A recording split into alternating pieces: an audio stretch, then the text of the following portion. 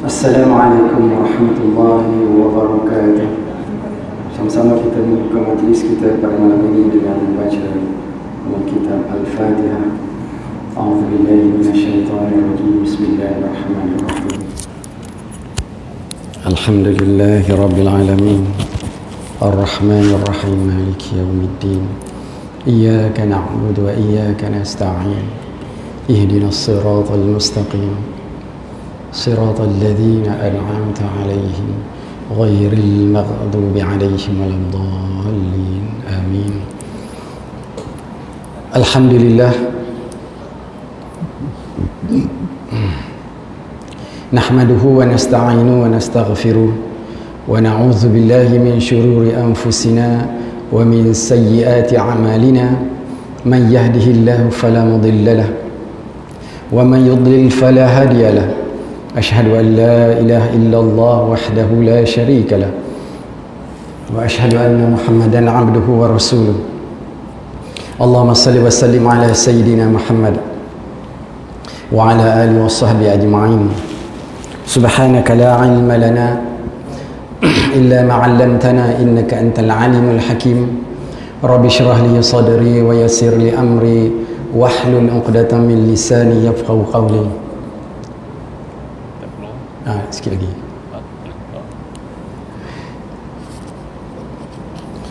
Rabbi yasir wa la tu'asir, Rabbi tamim bi khair, insyaallah. La hawla wa la quwwata illa billahil aliyyil azim. La hawla wa la quwwata illa billahil aliyyil azim. La hawla wa la quwwata illa billahil aliyyil azim.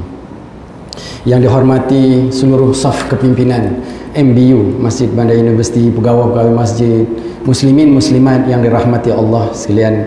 Alhamdulillah, segala puji bagi Allah, Tuhan pemelihara sekalian alam.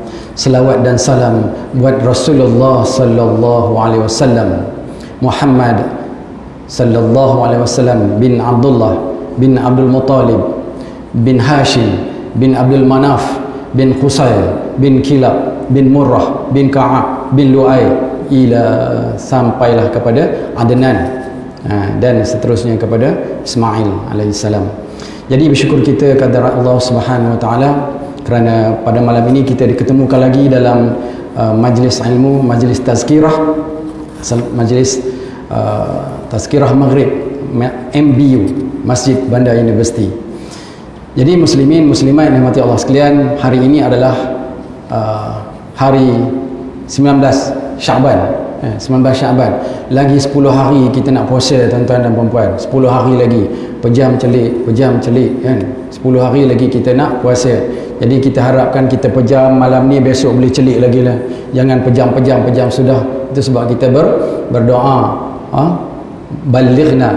Allahumma barik lana fi Syaban wa balighna Ramadan. Jadi bulan istimewa ni kita kena ready. Macam orang nak main bola ke, nak pergi pertandingan apa, dia bertanding sungguh selepas apa? Selepas berlatih, training all out, barulah masuk bertanding. So kita ni nak masuk bulan yang mulia, bulan yang diberkati, bulan yang diganjar, dijanjikan dengan ganjaran yang cukup hebat, bonanza. Maka kita mestilah bersedia dengan cukup-cukupnya. Jangan masuk tu apa, bila masuk padang, letih lah, bila nak main bola, nyepok orang tak lalu kan. Jadi kita masuk dalam bulan Ramadan dengan semangat. Ramadan Karim, marhaban ya Ramadan. Jadi ditunggu-tunggu. Ulama-ulama, Tok Guru dulu mengharapkan bahawa setiap tahun adalah bulan Ramadan. Setiap tahun, setiap bulan dalam setahun tu adalah bulan Ramadan. Tuan-tuan dan puan-puan rahmati Allah sekalian. Jadi kita tambahkan, bersedia untuk tambahkan baca Quran kita, zikir kita, sedekah kita. Jadikan bulan Ramadan bulan pesta ibadah. Jangan jadikan pesta makan. Tadi insya-Allah bukan tak boleh makan, boleh, jangan membazir kan. Jadi dalam khutbah tadi kan, membazir. Jadi tuan-tuan dan puan-puan rahmatullah sekalian. Jadi dalam bulan Ramadan kita bersungguh-sungguh beribadah, dan selepas tu pun kena istiqamah juga. Jangan kita jadi hamba Ramadan. Jadi tuan-tuan dan puan-puan rahmatullah sekalian. Jadi kita seterusnya kita sambung projek jangka panjang kita ni, iaitu Asmaul Husna. Nampak kan? Ingat lagi kan? Bismillahirrahmanirrahim. Yang pertama Ar-Rahman, maksudnya Maha Pemurah. Baca ya, baca sama-sama tau. Ar-Rahim, Maha Penyayang.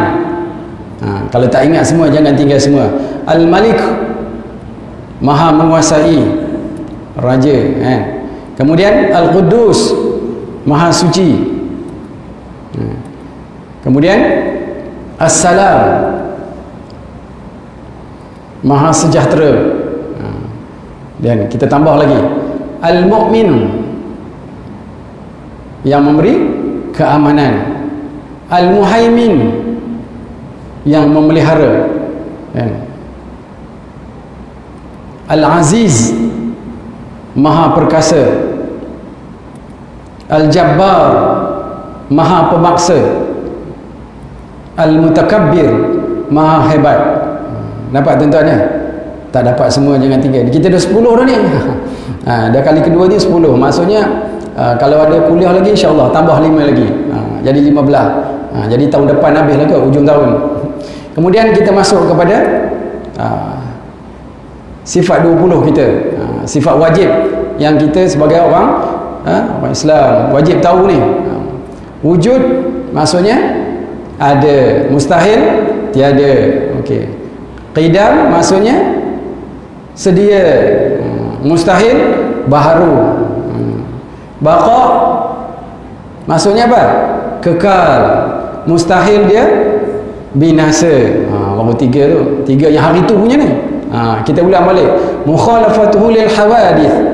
Sifat wajibnya maksudnya bersalahan dengan yang baru. Mustahil Allah itu bersamaan baginya sesuatu yang baru, tak sama. Laisa kamitslihi syai', tidak ada satu pun yang sama dengannya. Kemudian yang kelima, qiyamuhu binafsih, berdiri sendiri. Mustahil Allah berdirinya dengan yang lain. Itu yang hari itu punya. Yang hari ini punya kita tambah satu lagi. Wahdaniyah, esa. Mustahil Allah berbilang-bilang. Kemudian qudrat, apa dia qudrat? Berkuasa. Mustahil Allah lemah. Iradat maksudnya berkehendak, menentukan. Mustahil Allah benci ataupun tidak menentukan. Yang keempat, ilmun. Apa dia ilmun? Mengetahui. Mustahil Allah bodoh. Dan akhir sekali, hayat maksudnya hidup. Mustahil Allah mati. Itu dia. Dah 10 orang kita ni. Jadi insya-Allah tuan-tuan dan puan-puan yang dirahmati Allah sekalian, mudah-mudahan kita tak dapat semua, jangan tinggal semua. Balik ulang kaji balik kan. Kalau kita dah dapat tu, amalkan dalam kehidupan seharian kita. Maksudnya Allah itu tadi kita baca Asmaul Husna kan. Jadi dengan sifat 20 kita amalkan dalam kehidupan seharian kita insya-Allah. Saya tidak berniat untuk mengupas Asmaul Husna dan sifat 20 tu. Nanti insya-Allah ada tutup guru yang lebih berkemampuan berkaliber untuk membahaskannya. Jadi pada malam ini insya-Allah kita akan berkongsi tentang tadabbur surah Al-Ikhlas. Sebutnya dia ejennya IKHLAS, ikhlas. Macam bukan ikhlas orang Melayu, ikhlas dengan sad. Sebutnya ikhlas. Kalau kita ikhlas, saya ikhlas, itu bukan. Nama surahnya Ikhlas. Qul huwallahu ahad tu nama surahnya Ikhlas.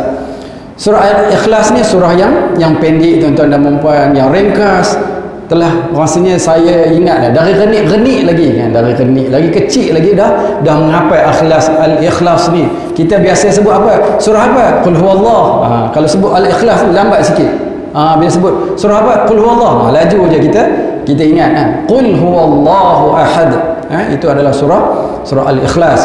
Jadi semua orang dah hafal dah. Anak-anak kita dekat pasti ke semuanya dah hafal dah. Jadi tuan-tuan dan puan-puan mati Allah sekalian, kita tadabbur. Siapa yang mudah tahu tu kan, kita macam ulang kaji lah. Siapa yang tak tahu tu, kita yang belum rasanya baru tahu sikit-sikit tu, kita kongsi insya-Allah sikit sebanyak pada malam ini. Dinamakan Al-Ikhlas. Dia macam Fatihah juga kan. Daripada ayat pertama sampai ayat ke ujung, tak ada langsung dalam tu Fatihah. dinamakan Fatihah. Al-Ikhlas pun macam tu juga. Qul huwallahu ahad, Allahu samad, lam yalid wa lam yulad wa lam yakul lahu kufuwan ahad. Tak ada pun perkataan ikhlas. Tapi dia dinamakan ikhlas.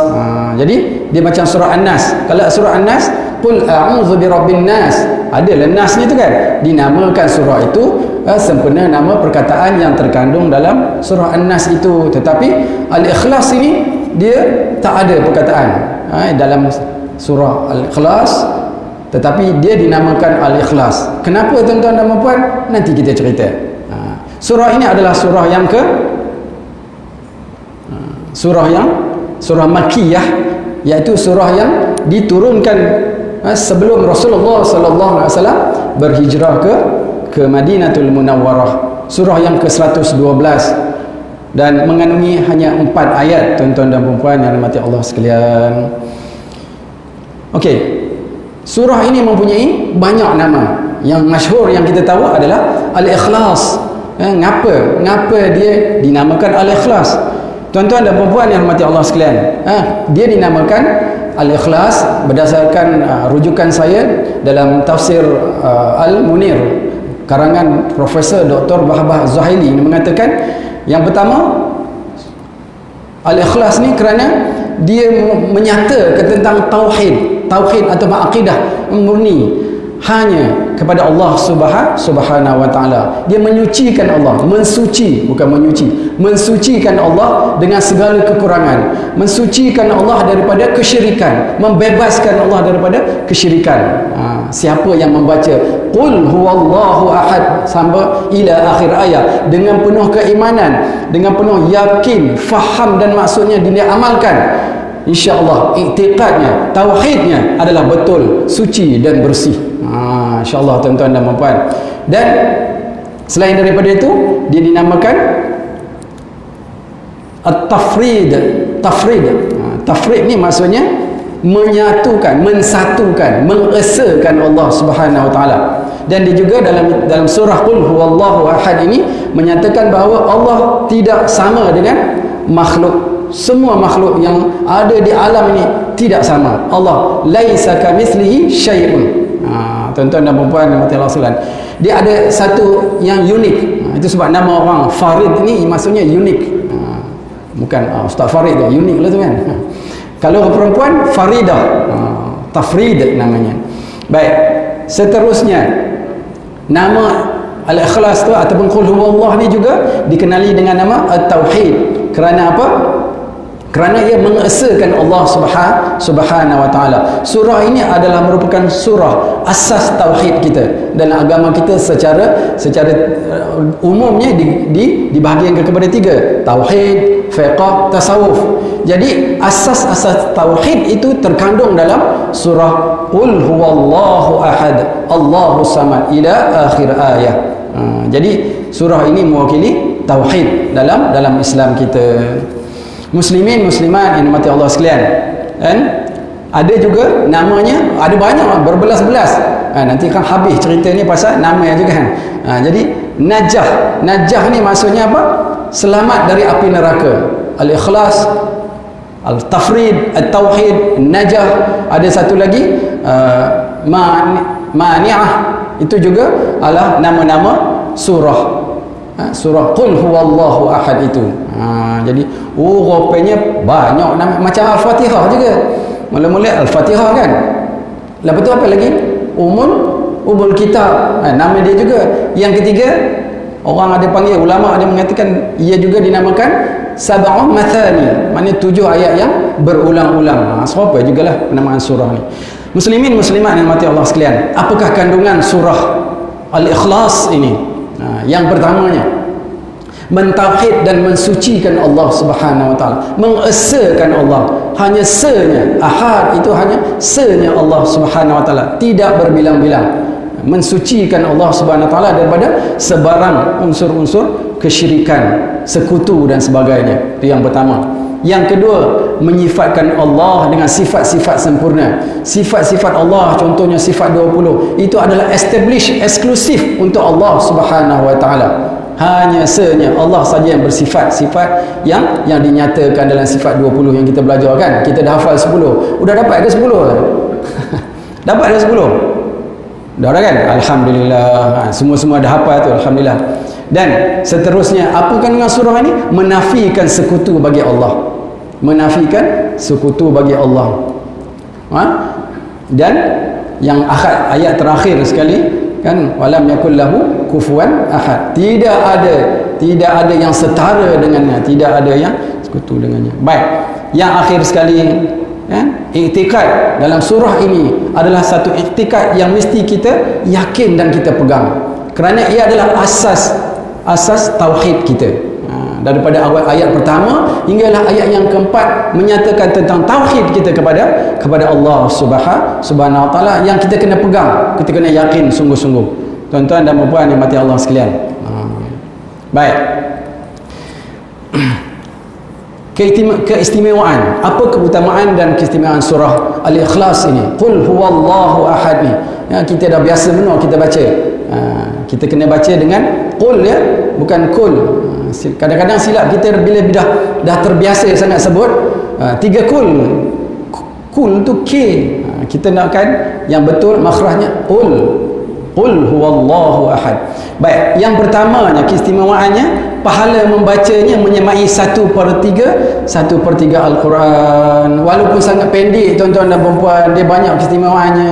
Baca qul huwallah dengan betul-betul yakin makna dia, kita dapat pahala membacanya menyamai 1/3 Al-Quran. 1/3 ni berapa juzuk? 10 juzuk tuan-tuan dan puan. Daripada surah Al-Baqarah sampai At-Taubah lebih kurang. 10 juzuk, 1/3 Al-Quran pahala dia. Jadi berdasarkan hadis, saya ambil daripada tafsir Ibn Kathir tentang hadis yang pertama ini, iaitu daripada hadis Nabi SAW, man qara'a suratul qul huwallahu ahad faka'annama qara'a sulusul Quran. Barang siapa yang membaca qul huwallahu ahad ila akhir ayah, sama seperti dia membaca 1/3 Al-Quran, pahalanya sama seperti 1/3 Al-Quran, dengan syarat dia baca, faham maksudnya, kemudian amalkan dalam kehidupan seharian. Qul huwallahu ahad, katakan oleh Muhammad, wahai Muhammad, Allah itu yang Maha Esa, Allahus Samad, Allah itu tempat pergantungan segala makhluk. Sampailah akhir ayat. Kita yakin, kita amalkan dalam kehidupan kita, insya-Allah pahala 1/3 Al-Quran itu kalau kita baca betul-betul qul huwallah akan kita dapat, insya-Allah. Riwayat kedua juga daripada Ibn Kathir, tuan-tuan dan puan yang mati Allah sekalian, kisah di zaman Rasulullah SAW, seorang sahabat bernama Abu Ayyub Al-Ansari. Dia ni berbincang dengan kawan-kawan. Tengok sahabat-sahabat dulu bersembang tu bukan bersembang kosong, bersembang tentang ilmu, bersembang tentang amalan, macam mana amalan, menambahkan amalan, kesedaran dan sebagainya. Jadi dia bersembang cerita tentang Abu Ayyub Ansari berkata, kamu sekalian ni, sahabat-sahabat kamu sekalian, mampu tak baca 1/3 Al-Quran semalam ni? Mampu tak? Sahabat-sahabat itu menjawab, tentulah kami tidak mampu wahai Abu Ayyub. Maka Abu Ayyub mengatakan, sebenarnya surah Al-Ikhlas, iaitu qul huwallahu ahad, mengandungi apa? Mengandungi intisari Al-Quran. Jika kamu membacanya, pahala kamu yang perolehi dengan keikhlasan kamu, kesungguhan kamu dalam mengamalkannya, memahaminya dan mengamalkan dalam kehidupan, mengamalkan segala tuntutannya, maka kamu akan mendapat pahala 1/3 Al-Quran. Masya Allah, tabarakallah. Tuan-tuan dan puan mati Allah sekalian, apabila Nabi SAW mendengar kata-kata Abu Ayyub Al-Ansari itu, Nabi mengiyakannya, membenarkannya. Baik tuan-tuan dan puan, nampak macam sempoi je, qul huwallah lah, dah biasa dah. Kemudian apa lagi kelebihan Al-Ikhlas ni tuan-tuan? Dalam tafsir Ibn Kathir juga yang saya petik daripada tafsir Ibn Kathir, mengatakan pernah pada zaman Nabi SAW, Nabi mengutuskan seorang sahabat untuk mengetuai angkatan tentera meninjau sempadan Madinah. Dengar ceritanya ada musuh, jadi sahabat ini dihantar untuk pergi, pendekkan cerita, pergi ke sana, pergi ke sempadan negeri Madinah itu, dan bila masuk waktu solat, dia baca qul huwallah. Contoh ni kan, maghrib qul huwallah, isya qul huwallah, rakaat yang lain, rakaat sembahyang lain tu sahabat-sahabat tak dengar, yang kuat baca ni, yang jahar ni, subuh pun qul huwallah. Jadi dia berkata, apa ni qul huwallah saja, itu cakap saya lah kan. Jadi sahabat-sahabat pun bertanya, kalau kita lah dengar apa itu imam ni, apa je imam ni apa hafal jami' je ke pun qul huwallah, yang lain tak hafal ke kan, molek lah tu kan. Jadi sahabat-sahabat ni bertanya, sahabat lah, maksudnya ketua dia tu kan, dia kata, apakah yang cukup istimewa pada surah Al-Ikhlas ni sehingga kamu tidak meninggalkan membacanya di setiap saat di setiap rakaat dalam solat. Jadi ketuanya tu kan, sahabat tu dia pun berkata, aku sangat cintakan surah ini kerana dalam surah Al-Ikhlas ini menyebut sifat Rahman, sifat Ar-Rahman, iaitu sifat-sifat Allah Subhanahu Wa Taala. Jawapannya Masya Allah.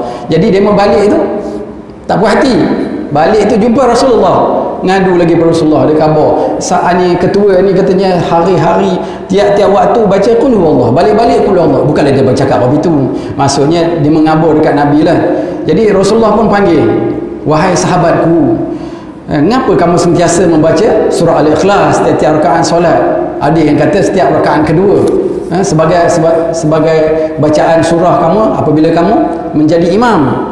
Jadi dia menjawab, dia kata, wahai Rasulullah, telah ku jawab kepada sahabat-sahabat sekalian, kerana apa? Kerana aku mencintai surah ini yang menyebut sifat Ar-Rahman, iaitu sifat-sifat Allah Subhanahu Wa Taala.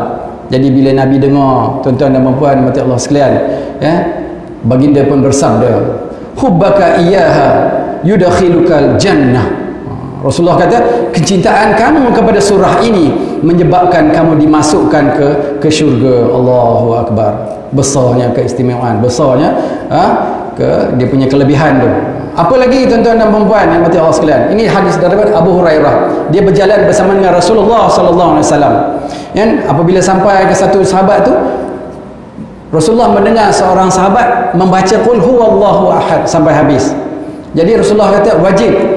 Abu Hurairah bertanya, apa yang wajib? Syurga. Wajib baginya syurga. Masya Allah kan? Jadi akhir sekali keistimewaannya kan? Apabila Nabi SAW masuk ke Masjid Nabawi lah, dia mendengar seorang sahabat berdoa.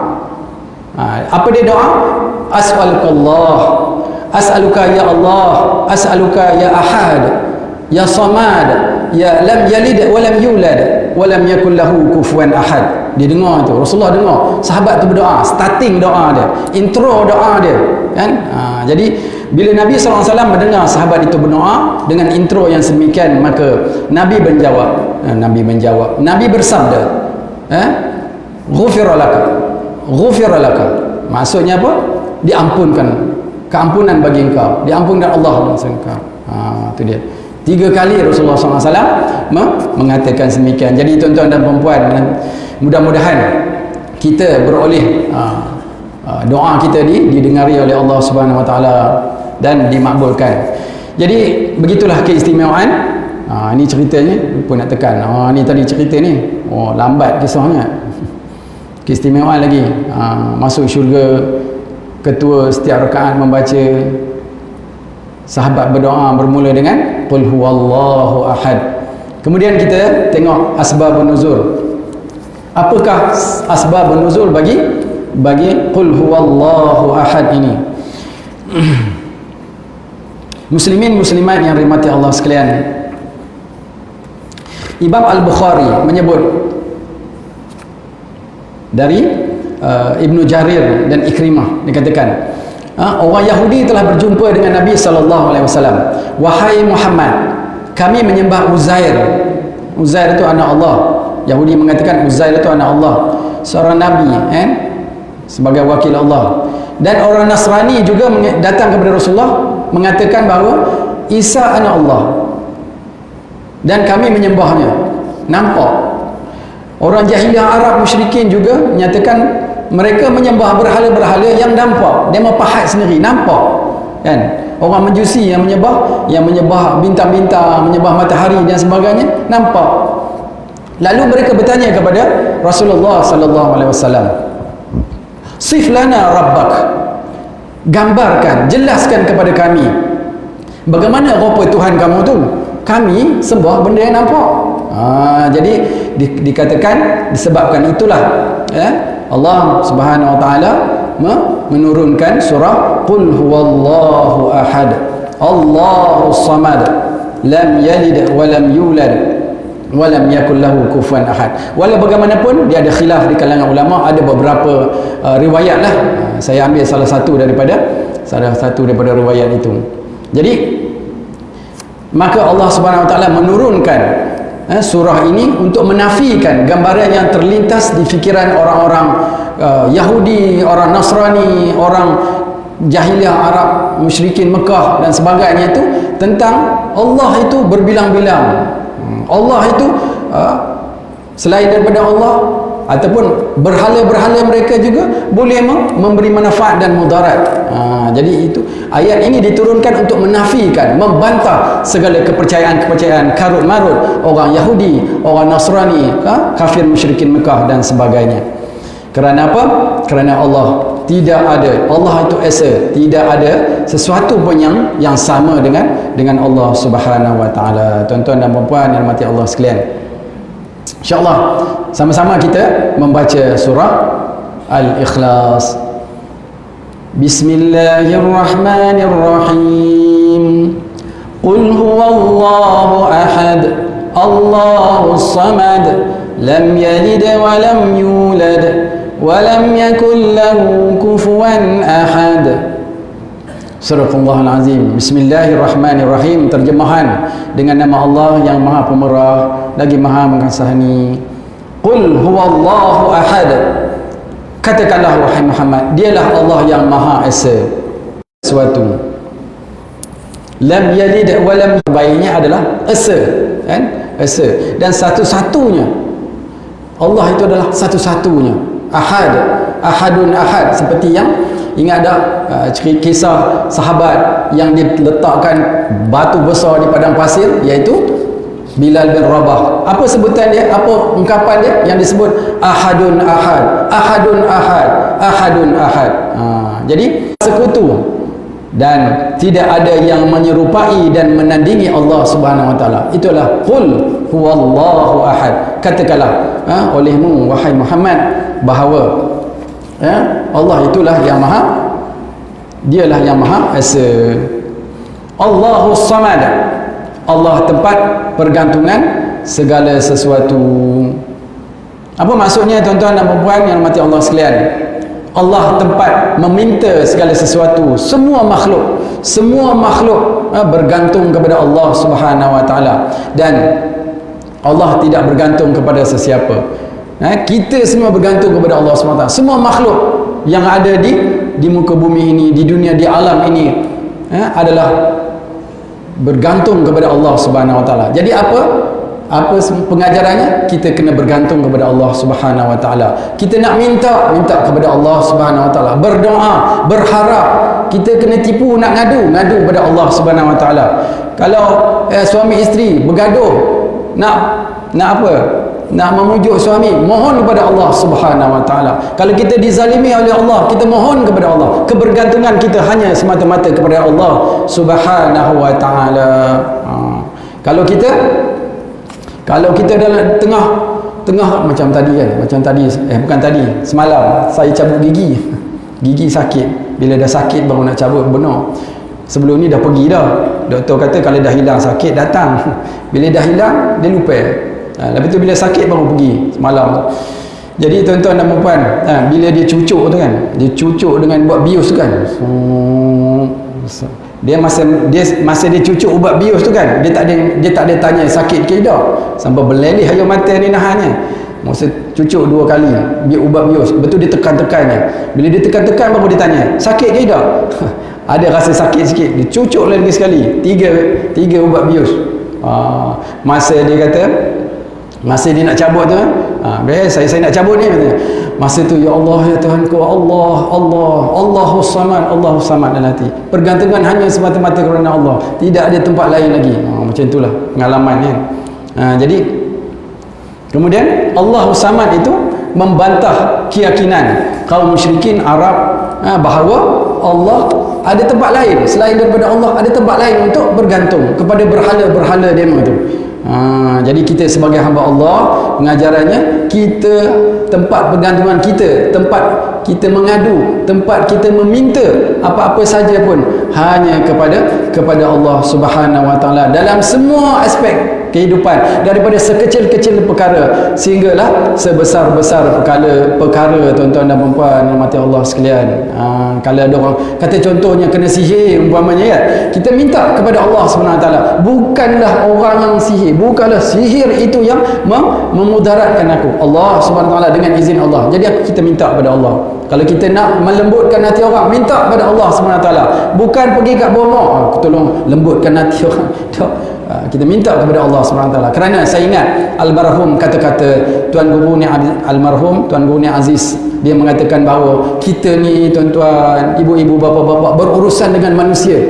Jadi kita minta kepada yang menjadikan manusia itu, melembutkan hati manusia itu.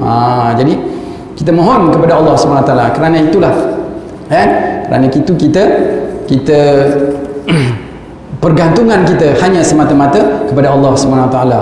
Dan digambarkan oleh Allah Subhanahu Wa Taala dalam surah Yunus ayat 22, di mana dalam surah ini Allah menggambarkan, iaitu mereka yang orang ini, walaupun ayat ini ditujukan kepada kafir Quraisy tapi sebagai gambarannya kita ambil bahawa bagaimana kebergantungan kita kepada Allah Subhanahu Wa Taala.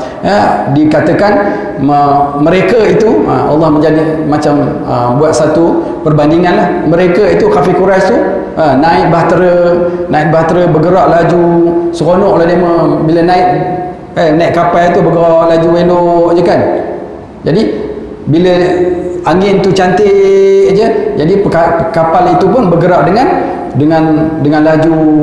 Lepas tu tiupan angin pun cantik, maka penumpang-penumpang itu pun bersukaria.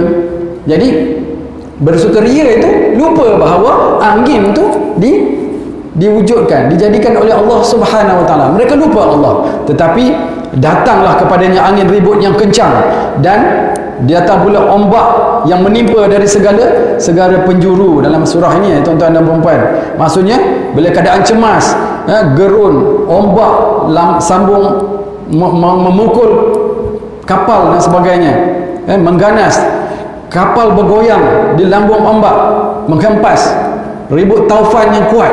Jadi pada masa itu tuan-tuan dan puan-puan, mereka tidak ada tempat pergantungan, hanya tak sempat nak bagi tahu ke nak laporkan ke pantai ke, tak ada, hanya bergantung kepada Allah Subhanahu Wa Taala. Jadi masa itu mereka semua pun berdoa kepada Allah Subhanahu Wa Taala, ya Allah, selamatkanlah kami.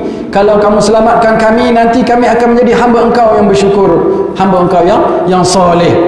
Jadi itulah tabiat kita manusia biasalah, bila keadaan dah sesak, tengah cemas, baru kita ingat Allah Subhanahu Wa Taala. Yang sepatutnya kita ingat Allah, kita bergantung kepada Allah dalam keadaan tenang, dalam keadaan senang, susah dan sebagainya. Tuan-tuan dan puan-puan yang mati Allah sekalian. Jadi apabila seterusnya ayat yang seterusnya, apabila air dah tenang balik, kafir musyrikin ni balik, bukan nak beriman. Itu cerita lain lah. Itu cerita tentang surah Yunus tadi. Jadi saya menggambarkan kepada tuan-tuan dan puan, inilah rupanya keadaan yang bergelora, laut bergelora, dan kapal itu hampir tenggelam. Jadi pada waktu ini mereka, orang kafir Quraisy itu benar-benar bergantung kepada Allah Subhanahu Wa Taala. Tetapi bila dah tenang, balik apa itu juga tak beriman. Jadi kebergantungan kita itu adalah saat-saat yang macam ni lebih kurang. Contohnya kita bergantung hanya kepada Allah Subhanahu Wa Taala. Lam yalid wa lam yulad wa lam yakul lahu kufuwan ahad. Allah tidak beranak dan tidak diperanakkan. Yang ini, ayat ini menafikan kepercayaan Yahudi bahawa Uzair anak Allah. Tuan-tuan dan puan-puan yang mati Allah sekalian, Uzair ni tahu ke ceritanya? Uzair ni seorang, ada ulama mengatakan dia lelaki, ada yang mengatakan dia nabi, ada yang mengatakan dia bukan nabi. Jadi dia hidup di antara Nabi Sulaiman dan Nabi Zakaria. Range, dia punya range masa dia. Jadi dia ni adalah yang kata kita ambil dia sebagai nabi. Dia berdakwah kepada Bani Israel. Dia menghafal kitab Taurat tu. Hebat dia. Menghafal kitab Taurat, dia berdakwah kepada Bani Israel. Jadi ringkas ceritanya, bila dia ada satu yang dalam kepala dia nak tahu, dia yakin bahawa Allah menghidupkan sesuatu yang mati, kan? Tapi dia nak tengok, dia mohon kepada Allah, dia nak tengok tu. Jadi pendek ceritanya, Allah matikan dia selama 100 tahun. Kalau Kahfi 300 tahun, dia ni 100 tahun dimatikan. Cerita dia pergi dekat satu tempat tu, bawa keldai, bawa makanan. Jadi selepas 100 tahun, dia dihidupkan semula. Dia tengok keldai dia tu, tulang-tulang dia dah hancur dah, tapi nampaklah serpih-serpih, kan? Jadi Allah SWT tunjukkan, bila dia dah hidupkan Uzair ni, dia tunjukkan bahawa bagaimana Allah mengumpulkan tulang-tulang itu menjadi rangka, dan mengumpulkan rangka itu menjadi daging, menumbuhkan daging-daging yang begitu elok, cantik, sehinggalah keldai itu berdiri dan berbunyi. Dan menunjukkan itulah kekuasaan Allah SWT dalam menghidupkan sesuatu yang mati. Jadi barulah dia puas hatilah. Bukan dia tak percaya, dia nak tengok. Kemudian dia pun bila dihidupkan, dia nak sambung balik dakwah dia kepada Bani Israel. Tapi dia dah lupa dah. Kitab-kitab Taurat yang dia dah hafal tu, kitab-kitab lah, ada satu je. Kitab Taurat yang dia dihafal tu semua hilang sebab dia dah tak ada. Lepas tu dia minta kepada Allah Subhanahu Wa Taala, ya Allah, kan, dia hendakkan balik ilmu tu, datangkanlah semula ilmu kitab Taurat tu kepadaku sebab aku nak menyampaikan dakwah. Jadi disampaikan, dibagi baliklah ilmu tu, dan dia sampaikan kepada Bani Israel. Tapi Bani Israel ni tahu